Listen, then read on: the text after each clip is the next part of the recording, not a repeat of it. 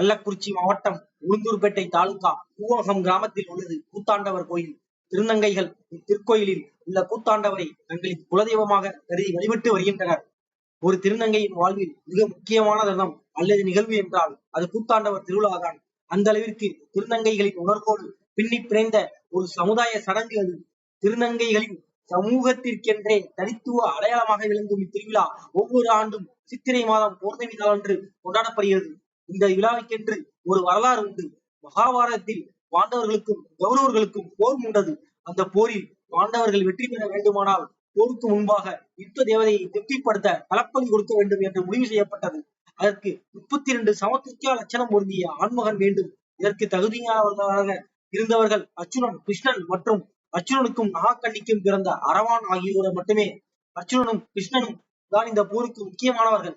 அவர்கள் இருவரையும் இழக்க முடியாது என்பதால் அரவானை பலியாக்க முடிவு செய்யப்பட்டது. அர்ச்சுனனும் கிருஷ்ணனும் அரவானிடம் இது பற்றி பேசினர். அரவானும் சம்மதம் தெரிவித்தார். ஆனால் ஒரே ஒரு முன்னாடியும் விதித்தார்.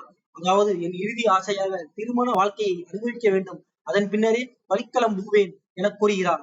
ஆனால் அரவானை கணவனாக ஏற்க வேந்தர் குலம் முதல் வேடுவர் குலம் வரை எந்த ஒரு பெண்ணும் முன்வரவில்லை. விடிந்தால் பலியாக போகும் ஒருவனை மணக்க எந்த பெண் தான் சம்மதிப்பாள்?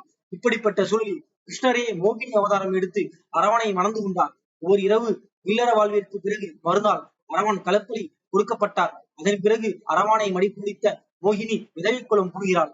இதுதான் அரவான் எனப்படும் கூத்தாண்டவரின் வரலாறு.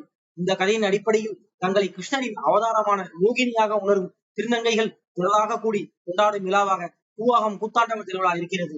இதனாலேயே இக்கோயிலில் திருநங்கைகள் தங்களின் குலதெய்வமாக கருதுகின்றனர்.